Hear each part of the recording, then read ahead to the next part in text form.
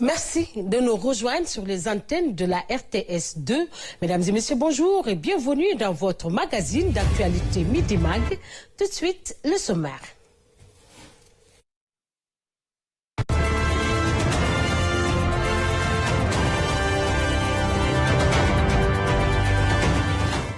En ce mois béni de Ramadan, la vente de fruits est très prisée par certains commerçants. Ils sont nombreuses les populations qui en achètent pour le dessert ou pour des jus de fruits.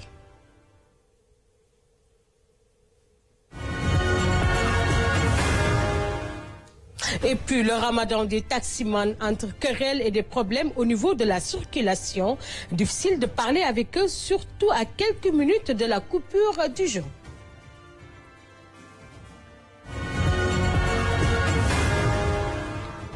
Septième édition du grand concours récital Coran. Après une sélection très rigoureuse, 50 candidats ont été retenus parmi les 603 jeunes sélectionnés.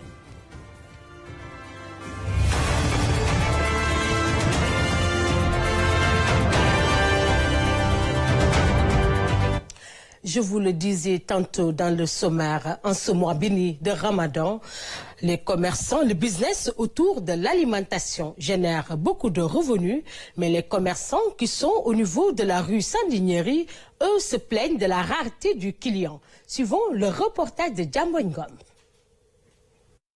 La vente de fruits en ce mois béni de Ramadan est devenue l'affaire de tous. Même dans les quartiers les plus reculés, il est rare de ne pas apercevoir un vendeur de fruits. D'habitude, pendant le Ramadan, les 5 premiers jours, on vendait beaucoup jusqu'au 15e jour. On vendait même en gros, mais cette année, ça n'a pas marché. Des bananes, des oranges, des carassors sur les étals. On y voit toutes sortes de fruits dont la conservation cause parfois d'énormes problèmes aux vendeurs. Si les fruits ne sont pas vendus, ce n'est pas bon pour nous, car ils ne peuvent pas être conservés longtemps. Par exemple, la banane et les fruits locaux pourrissent au bout de 6 jours. Heureusement, les fruits importés peuvent être conservés au frigo pour une longue durée. Après la coupure du jeûne, nombreux sont les Sénégalais qui se ravitaillent en jus. Mais les jus naturels à base de fruits sont les plus prisés. Avec les fruits, je vais préparer du jus, mais j'en garde aussi pour le dessert et la salade de fruits. D'habitude, je prépare des jus naturels à base de corossol, de melon, de papaye aussi.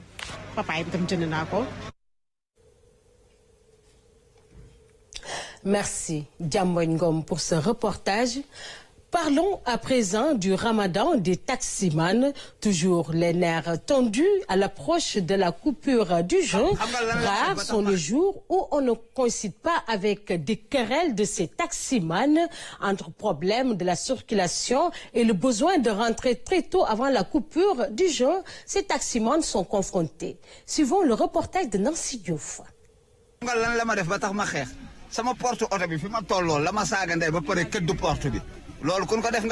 Des querelles à n'en plus finir, des injures, bref, des énervements incommensurables, c'est le quotidien des taximans en ce mois béni de Ramadan.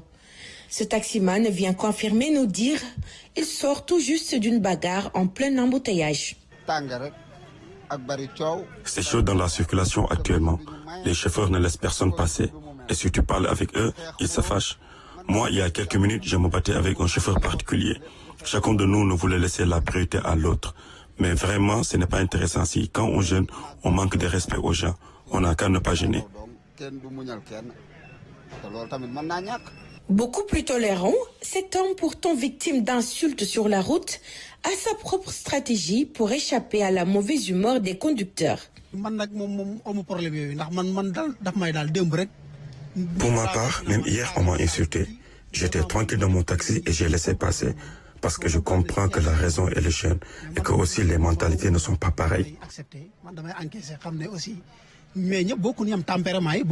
Une circulation infernale, pas seulement chez les taximans, mais chez les clients aussi.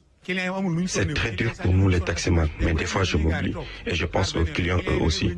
Ils vivent un calvaire à l'approche de la rupture. Ils n'arrivent même pas à trouver un véhicule. Entre chercher des clients sous le soleil et rester des heures dans les bouchons, le travail des taximans en ce mois de Ramadan n'est pas chose facile. Toutefois, les bagarres et disputes dans la circulation peuvent être évitées si on en croit nos interlocuteurs. Nancy Diouf, et pourtant ces taximans sont très engagés dans ce mois béni de Ramadan. Chaque année, c'est au mois de Ramadan que se passe le concours récital de Coran, occasion pour les organisateurs de rappeler à ces jeunes les principes fondamentaux de l'islam, mais également les bienfaits du Saint-Coran. Suivons le reportage. 7e édition du grand concours de récital Coran en ce mois béni de Ramadan. Comme à l'accoutumée, les jeunes de plusieurs contrées du Sénégal se rencontrent pour ce grand prix. Actuellement, nous sommes dans les phases éliminatoires, comme on peut le dire, après avoir parcouru tout le territoire du Sénégal avec une sélection très rude qui était partie de 603 candidats. Et aujourd'hui, 50 parmi ces derniers ont été sélectionnés et sont venus à Dakar, alhamdulillah, depuis le 6 pour recommencer encore une deuxième sélection qui va terminer par choisir des candidats qui seront récompensés. Inch'Allah ta'ala. Cette cérémonie d'une envergure capitale verra la participation de plusieurs chefs religieux issus de toutes les confréries du Sénégal. Le comité du pilotage a pris toutes les dispositions nécessaires en rendant visite tous les religions du Sénégal qui ont apprécié le concours à sa juste valeur. Et qu'aujourd'hui, il sera encore bien de préciser que du 6 au 14 avril, ces candidats sont bien accueillis à l'Institut islamique de Dakar où ils réciteront devant un jury présidé par Cheikh Abdelaziz Al-Enzi qui nous vient du Koweït. À cette occasion, la maison du Coran au Mariste sera inaugurée afin de permettre aux érudits de propulser les bienfaits de ce livre saint. Pour une grande première au Sénégal, nous inaugurons, Inch'Allah, ici au Mariste, un grand bâtiment de dernière génération de 4 étages équipé de toutes les commodités qui sera désormais appelé Maison du Coran au Sénégal. Pour rappel, le gagnant de ce concours de récital Coran recevra 20 millions de francs CFA et un billet pour le pèlerinage à la Mecque. En ce qui concerne le deuxième prix, un montant de 15 millions lui sera décerné plus un billet pour le pèlerinage à la Mecque. Et enfin 10 millions pour le troisième prix. Tout ceci pour la victoire de l'islam. Place maintenant au cancer des enfants. Chaque année, un cancer est diagnostiqué chez 400 000 enfants et adolescents âgés de 0 à 19 ans. Les formes les plus fréquentes sont la leucémie, les cancers du cerveau, le lymphome et les tumeurs. Suivons le récit de Nancy Diouf. Le cancer peut survenir à tout âge et toucher n'importe quelle partie de l'organisme. Il débute par des modifications génétiques de quelques cellules qui se multiplient pour former une masse ou tumeur. Ces tumeurs peuvent se métastaser, c'est-à-dire provoquer l'apparition d'autres tumeurs ailleurs dans l'organisme, ce qui entraîne des lésions et le décès en l'absence de traitement. À la différence des cancers de l'adulte, la grande majorité des cancers de l'enfant n'ont pas de cause connue. De nombreuses études ont été menées en vue de déterminer les causes des cancers de l'enfant, mais il est très rare que ceci s'explique par des facteurs liés à l'environnement ou au mode de vie. Les efforts de prévention chez l'enfant doivent être axés sur les comportements à adopter pour éviter la survenue d'un cancer évitable à l'âge adulte. Le cancer de l'enfant n'étant généralement pas évitable, la meilleure solution pour en diminuer la charge et obtenir de meilleurs résultats est de se privilégier un diagnostic rapide et correct, suivi d'une thérapie efficace fondée sur des bases factuelles et de soins de soutien adaptés. Au Sénégal, on estime que 800 à 1200 enfants et adolescents sont atteints de cancer chaque année. La majorité des décès causés par les cancers de l'enfant sont évitables. Ces décès résultent d'une absence de diagnostic précis, d'un diagnostic erroné ou tardif et des difficultés d'accès aux soins. Le diagnostic précoce et la prise en charge adéquate permettent d'augmenter les taux de survie à plus de 80% pour les cancers les plus fréquents. Et pour parler des cancers des enfants, nous recevons sur ce plateau Madame Awa Kébé. Elle est la présidente de l'association Entraide Sénégal. Bonjour Madame Kébé. Oui, bonjour, je m'appelle Anta Kébé. Anta Kébé. Oui, je suis la présidente de l'association Entraide Sénégal. C'est l'association qui s'occupe le plus de payer les soins des enfants atteints de cancer au Sénégal. Alors, merci d'être venu. Nous venons de suivre le récit de Nancy Diouf qui nous parle des cancers des enfants en général. On a constaté que pour la plupart du temps, ce sont les leucémies et les cancers des cerveaux qui attaquent les enfants. Qu'est-ce qui est à l'origine de cela? Au fait, comme elle a dit au niveau du reportage, la plupart des cancers infantiles partout dans le monde, on ne sait pas la cause. Il y a le cancer qui s'appelle rétinoblastome, qui est le cancer de l'œil. On dit que, si je me souviens bien des chiffres, il y a 40 à 60% qui sont d'origine génétique. Mais d'une manière générale, on ne connaît pas la cause du cancer chez l'enfant, en fait. Est-ce qu'on peut dépister le cancer chez l'enfant? Oui, on peut le dépister tôt. Par des analyses sanguines. Mais le problème, c'est que les symptômes du cancer de l'enfant, comme la leucémie, c'est aussi les symptômes d'autres maladies qui ne sont pas le cancer. Mais quand il y a certains symptômes, comme quand l'enfant maigrit, quand l'enfant saigne du nez, etc. On parle du gonflement des ventres. Oui, si par exemple c'est le cancer du système lymphatique, le gonflement du ventre, quand il y a les ganglions, si c'est le cancer de l'œil, si on voit une tache blanche au niveau de l'œil. Donc pour chaque type de cancer, il y a des signes annonciateurs de la maladie qui nécessitent un diagnostic précoce pour pouvoir sauver l'enfant, en fait. Au Sénégal, on parle de plus de 800 enfants qui sont atteints du cancer. Qu'en est-il de la prise en charge? Au fait, chaque année, il y a 800 à 1200 nouveaux cas au Sénégal. Mais le problème, c'est que de tout le Sénégal, il n'y a que l'hôpital Aristide Le Dantec qui soigne le cancer infantile. Donc, quelle que soit la région où on habite au Sénégal, on est obligé de venir à Dantec. Donc, 80% des patients à Dantec viennent des régions. Sur 800 à 1200 cas, il n'y a que 200 à 230 qui viennent se soigner à Dantec parce qu'il n'y a pas la capacité, il y a le problème de diagnostic précoce. Alors, quel est l'appui des associations pour aider ces jeunes? Au fait, nous, comme présidente d'Entraide Sénégal, ce qu'on fait avec les dons qu'on reçoit 3 fois par semaine, on leur paye les ordonnances, les analyses, etc. Il y a d'autres associations aussi qui interviennent, mais la plupart, c'est pour leur acheter des cadeaux, etc. Mais aussi, s'ils ont un cas concret, ils peuvent aussi faire des annonces, des posts, etc. pour pouvoir sauver un enfant spécifique. Est-ce qu'il y a du suivi par rapport à l'évolution de ces cancers des enfants? Suivi, c'est-à-dire? Est-ce qu'il y a de l'accompagnement également par rapport à ces associations qui luttent contre les cancers des enfants? Je saurais juste parler pour moi-même. On a des donateurs, la plupart c'est les Sénégalais de l'extérieur, les Sénégalais aussi qui sont au Sénégal, mais l'accompagnement institutionnel reste. Parce qu'on a du mal à se faire accompagner par les entreprises, les fondations, etc. Et vu que ça coûte excessivement cher, et c'est les mêmes enfants qu'on soigne pour que le traitement ne soit pas interrompu. Parce que le but, comme je dis toujours, le but, c'est pas d'acheter des ordonnances, c'est de les sauver. Donc, je pense que toutes les associations diront pareil. On aura besoin de plus d'accompagnement de tout le monde pour pouvoir sauver le maximum de ces enfants, en fait. Et le diagnostic, comment ça se passe? Le diagnostic, d'habitude, la plupart du temps, il faut faire, par rapport aux symptômes, il faut faire une prise sanguine, une radiologie, etc. pour pouvoir diagnostiquer quel type de cancer a et pouvoir prendre en charge tôt l'enfant. L'accompagnement au niveau des familles également, comment ça se passe? Est-ce que les mamans sont sensibilisées à gérer ces enfants, pouvoir accepter leur douleur et les efforts également que ces enfants fournissent? Au niveau de l'oncopédiatrie, ils ont un psychiatre de fan qui vient 2 à 3 fois par semaine, non seulement pour les 2 oncos, parce qu'en fait, il n'y a que 2 oncopédiatres dans le public et c'est des femmes.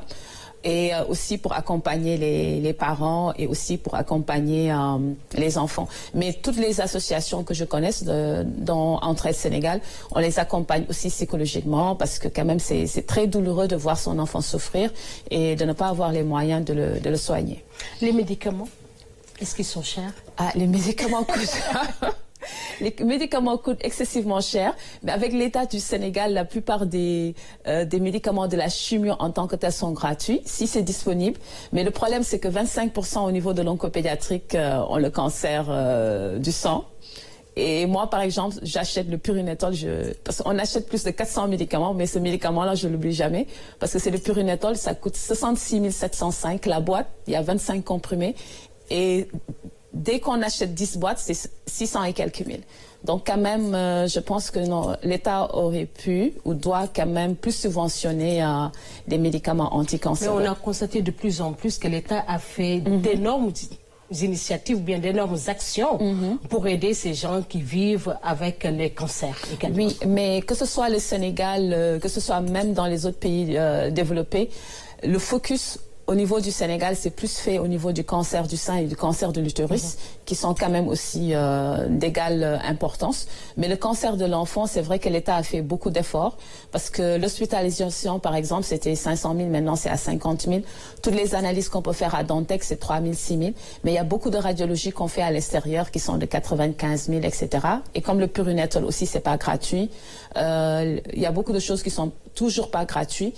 Et il y a des parents qui peuvent même pas avoir de l'argent pour manger, donc ils n'ont pas l'argent pour soigner leur enfant en fait. Mais c'est vrai que l'État a fait beaucoup d'efforts. Qu'est-ce qui explique le taux fort de guérison au niveau des pays développés, contrairement à nos pays africains où on n'a que 30% de chances de guérison? Qu'est-ce qui explique cela en général? Qu'est-ce qui explique cela? Je pense que la première chose, c'est le diagnostic tardif. Parce que vu que le cancer a les mêmes symptômes que plusieurs autres types de maladies, c'est le diagnostic tardif. Et deuxième cause, c'est la pauvreté. Parce que même si on le diagnostique, parce que le cancer, c'est accompagné de beaucoup d'analyses, beaucoup de rendez-vous. Des fois, les parents, ils n'ont pas toujours les moyens de venir à Dakar. Donc moi, ce que je voudrais faire, c'est d'ici 5 ans, avoir des bailleurs qui vont faire une maison d'hôte à Dakar pour permettre aux parents de ne pas se déplacer entre 2 rendez-vous, en fait. Parce qu'on a constaté également, pour certaines maladies, au niveau des associations, il y a des maisons d'enfants où on trouve des jouets. C'est comme si l'enfant n'est pas malade dès qu'on le trouve là-bas. Oui. Ils ont, comment dirais-je, ils ont une salle de jeu, mais l'oncopédiatrique, c'est très exigu, parce que l'oncopédiatrie est dans la pédiatrie. Donc, il n'y a pas moyen de faire grand-chose, en fait. Mais ils ont une salle de jeu où même moi, j'avais amené des jouets là-bas pour que les enfants puissent jouer et oublier leur maladie. Ça redonne de l'espoir. Ça redonne de l'espoir. Et moi, des fois, par exemple, surtout le jour de mon anniversaire, je passe la journée là-bas avec les enfants pour leur parler, pour jouer avec eux, etc., etc. Donc, quand même, côté jouet, côté jeu, ils sont très gâtés. Mais comme je dis toujours, le plus important, c'est vraiment de leur payer le soin pour qu'ils puissent vivre, en fait. Merci beaucoup, Madame Anta Kébé, d'être venue. Votre mot de la fin? Le mot de la fin, je souhaite que tout le monde soit plus impliqué au niveau du cancer infantile au Sénégal, parce que ça existe, que ce soit les entreprises, que ce soit les bonnes volontés, que ce soit les individus, pour qu'on puisse sauver le maximum de ces enfants, qu'on puisse atteindre des taux de 80-90% comme à l'extérieur. Et je vous remercie aussi de votre aimable invitation. Merci beaucoup. Alors, je rappelle que nous étions en entretien avec Madame Anta Kébé. Elle est la présidente de l'association Entre Aide Sénégal. Voilà qui met fin à ce magazine d'actualité Midi Mag. Nous vous donnons rendez-vous demain à la même heure, Inch'Allah. D'ici là, restez connectés sur les programmes de la RTS2. Au revoir.